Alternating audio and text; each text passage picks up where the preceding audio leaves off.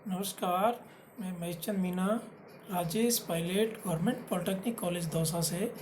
आज का टॉपिक है कॉमन स्पोर्ट्स इंजरी, यानी कि खेल में ये एक मामूली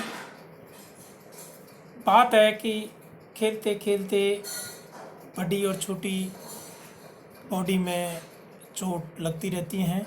ऐसा प्राय देखा गया है कि कोई भी खिलाड़ी नहीं होगा जिसके उसके स्पोर्ट्स जीवन में इस तरीके की चोट से पाला नहीं पड़ा हो या चोट नहीं लगी हो। अब आगे हम इसके बारे में विस्तृत बात करेंगे। ये एक टेबल दर्शाई गई है जिसमें कुछ सॉफ्ट टिश्यूज़ इंजरी हैं, जिसमें तनाव, स्पेन, मसल स्पेन वगैरह, खिंचाव। और दूसरा है बोन इंजरी, इसमें हड्डी में चोट आना, फ्रैक्चर्स वगैरह ऐसे होती हैं।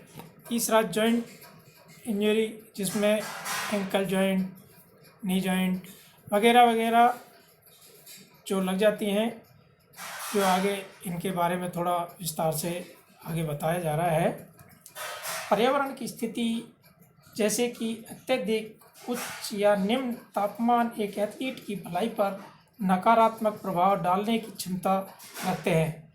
एक एथलीट थर्मोरेगुलेशन तकनीक का उपयोग करने की क्षमता शरीर के तापमान को विनियमित करने में मदद करता है। स्पोर्ट्स इंजरी वे हैं जो खेल और खेल के क्षेत्र में आम हैं।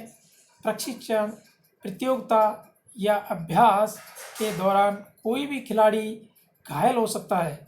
शायद ऐसा कोई खिलाड़ी नहीं होगा जो अपने कैरियर के दौरान चोटिल नहीं हुआ हो।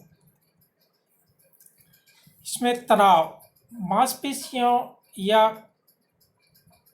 कटरा को मोड़ने या खींचने के कारण तनाव होता है। अचानक तनाव, हाल ही में चोट लगने, भारी वस्तुओं को गलत तरीके से उठाने और मांसपेशियों पर जोर डालने के कारण होता है। क्रॉनिक स्ट्रेन, आमतौर पर पुनरावृत्ति में मांसपेशियों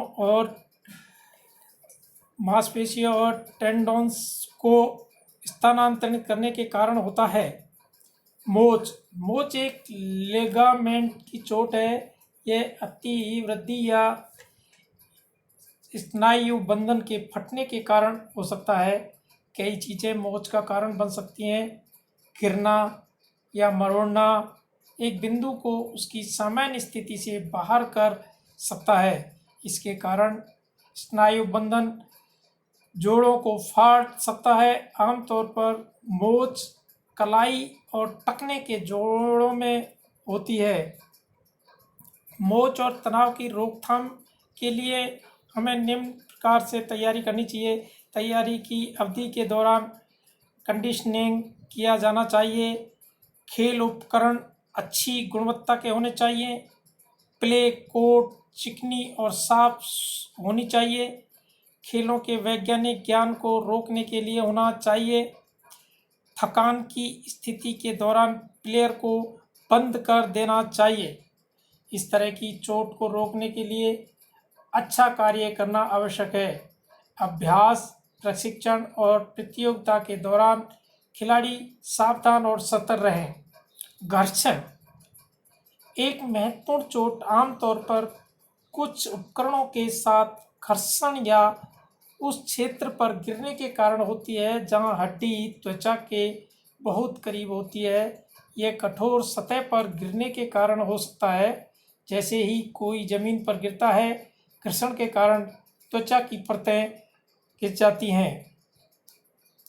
चोटें स्पष्ट रूप से नहीं देखा जाता कि क्योंकि ऊपरी त्वचा अप्रकाशित रहती है और आंतरिक रक्त वाहिकाएं क्षतिग्रस्त हो जाती हैं और त्वचा के नीचे इकट्ठा हो जाती है। एक ताज़ा चोट वास्तव में लाल हो सकती है और कुछ घंटों के बाद यह नीले या गहरे बैंगनी रंग में बदल जाती है। लैक्रेशन एक घाव होता है जो नरम शरीर के ऊतकों को फाड़कर उत्पन्न होता है। कंट्यूजन एक मांसपेशी की चोट है किसी भी खेल उपकरण के साथ या उसके बिना एक सीधा टकराव मुख्य कारण हो सकता है। छोटी मोटी दुर्घटनाओं जैसे गिरना, किसी चीज़ से टकरा जाने या हिट होने या लात लगने के कारण भी हो सकता है। संलयन में मांसपेशियों में रक्त वाहिकाएं टूट जाती हैं और कभी कभी मांसपेशियों में रक्तस्राव हो सकता है जो चोट का कारण बन सकता है। सूजन और सूजन स्थल पर आम विशेषताएं। प्रबंधन: बर्फ या ठंडे पानी का लगातार 40 मिनट से अधिक समय तक उपयोग नहीं किया जाना चाहिए। आइस पैक को रोजाना 5 से 6 बार किया जाना चाहिए। यदि कंट्यूजन की दृष्टि में अधिक सूजन है तो दवा दी जानी चाहिए। यदि सूजन बनी रहती है तो तुरंत डॉक्टर से परामर्श करें। प्राइस थेरेपी अंग्रेजी शब्द प्राइस से बना है। फिजियोथेरेपी में P for protection, R for rest, I for ice, C for compression, E for elevations. Sports injury में इस फार्मूले के आधार पर इलाज करते हैं। चोट लगने के समय मौके पर प्री प्रोटेक्शन के तहत इलाज करते हैं। मामूली चोटें जैसे कि हल्के मोच और तनाव अक्सर 2 या 3 दिनों के लिए प्राइस थेरेपी का उपयोग करें। शुरू में घर पर इलाज किया जा सकता है। नमस्कार, धन्यवाद।